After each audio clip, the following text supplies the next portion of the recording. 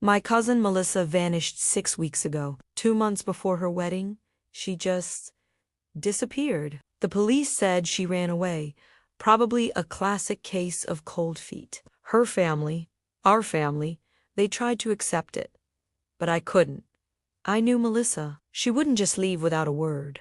So I did something a little crazy. I'm a single mom, but I packed up my life and took over the lease on her apartment, determined to find out what really happened. Everyone thought I was obsessed, but something about her perfectly staged. Too clean, apartment screamed that this was no runaway bride story.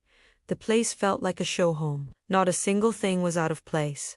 It was eerie. 4 days, I searched every inch, looking for a clue, anything. Finally, inside a heating vent, hidden away, I found an iPad. It was encrypted, of course. Around the same time, official-looking letters from a law firm started showing up, addressed to Melissa. Her neighbor told me Melissa had seemed stressed lately, but not scared. Stressed about what? I kept digging. Then, in the back of the freezer, behind a bag of forgotten peas, I found it, her engagement ring, frozen solid in a block of ice, and frozen right beside it, a tiny USB drive. My heart was pounding as I thawed out the ice. What could possibly be on this drive that needed to be hidden so bizarre? The password was her wedding date.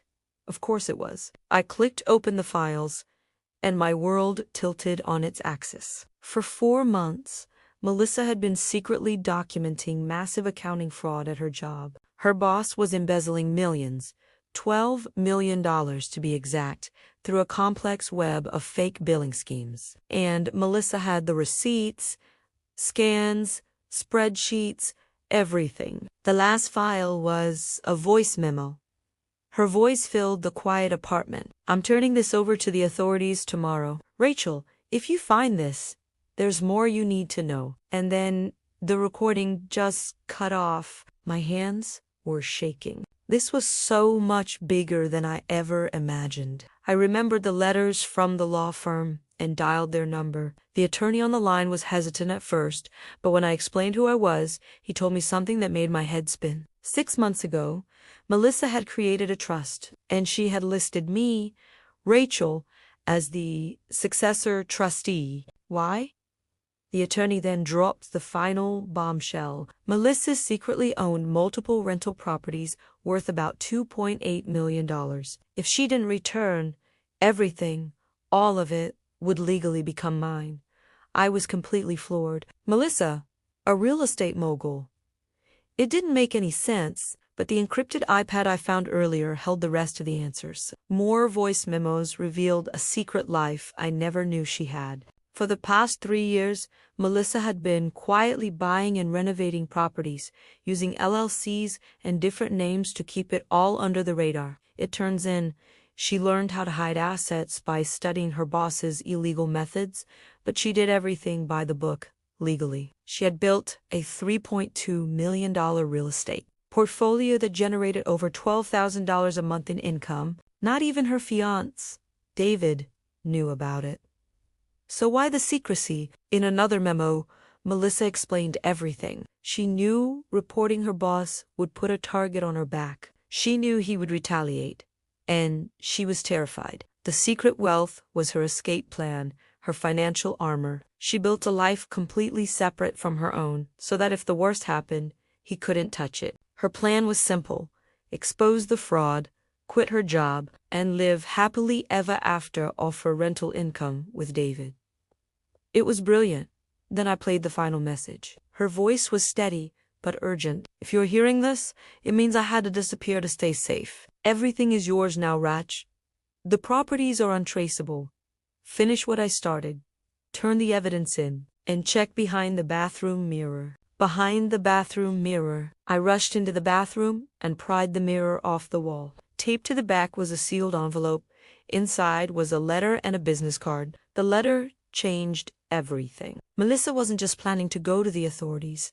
She was already working with them. She was an FBI informant. She was scheduled to testify against her boss, but he found out she was cooperating. She had to go into witness protection immediately, with no time to tell anyone, not even me. The FBI relocated her for her own safety. The letter ended with a simple instruction: contact Agent Sarah Chun.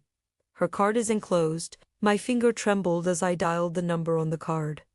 Agent Chun answered. She confirmed everything. Melissa was alive. She was safe in witness protection, and even better, 2 weeks ago, thanks to the evidence Melissa provided, her boss and his entire crew were arrested. The case was closed. Melissa was free to come home. Agent Chun told me Melissa had been asking about me constantly, hoping I would find the clues she left behind. She knew I wouldn't give up. The agent then said the words I'd been dreaming of hearing for weeks. She could arrange a reunion. Seeing Melissa again was like breathing after being underwater for too long. She was safe. She explained that she froze the USB drive in ice because it was the only way she could think of to protect the data. If someone tossed the apartment looking for it, she left everything to me because she trusted me more than anyone to see it through. She was emotionally exhausted from the ordeal and didn't have the energy to manage the properties anymore. She looked at me and said, "It's all yours, Rachel. You earned it by not giving up on me." My life transformed overnight. I inherited the full $3.2 million portfolio, bringing in a steady $12,000 a month. I quit my job and became a full-time property manager, finally able to provide the life I always wanted for my daughter. Melissa's boss was sentenced to 25 years in prison. And Melissa, she received a $400,000 whistleblower reward and finally got to marry David.